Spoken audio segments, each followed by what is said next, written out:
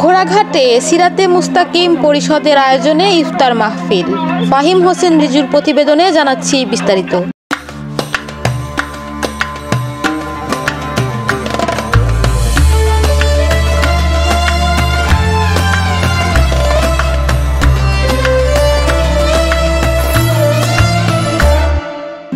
দিনাজপুরের ঘোড়াঘাটে সামাজিক সংগঠন সিরাতে মুস্তাকিম পরিষদের আয়োজনে দোয়া ও ইফতার মাহফিল অনুষ্ঠিত হয়েছে।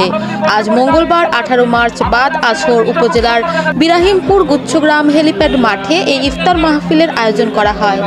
এতে সিরাতে মুস্তাকিম পরিষদের সভাপতি খাদেম আলীর সভাপতিত্বে ইফতার পূর্ববর্তী সময়ে বক্তব্য রাখেন ৩ নং সিংড়া ইউপি চেয়ারম্যান সাজ্জাদ হোসেন, সাবেক চেয়ারম্যান সারোয়ার হোসেন, সংগঠনের প্রতিষ্ঠাতা মুফতি মনোয়ার হোসেন, উপজেলা ওলামা ঐক্য পরিষদের সভাপতি কামরুজ্জামান সরকার, মাওলানা ফজলুল হক, মাওলানা আব্দুল হাকিম, মাওলানা মমিনুল ইসলাম, মুফতি মহিবুল্লাহ, মাওলানা মোজাফফর হোসেন, বৈষম্য বিরোধী ছাত্র আন্দোলনের কেন্দ্রীয় কমিটির সদস্য মোহাম্মদ মিঠুন প্রমুখ। অনুষ্ঠিত ইফতার মাহফিলে ঘোড়াঘাট উপজেলা সহ আশেপাশের এলাকার ৫,০০০-এর অধিক তৌহিদি জনতা অংশগ্রহণ করেন। এ সময় অনুষ্ঠানে সিরাতে মুস্তাকিম পরিষদের সাধারণ সম্পাদক ফিরোজ কবির, সহসভাপতি মমিনুল ইসলাম টুটুল, সহসভাপতি মোকছেদ আলী সহ উপজেলার প্রিন্ট ও ইলেকট্রনিক মিডিয়ার কর্মীগণ উপস্থিত ছিলেন।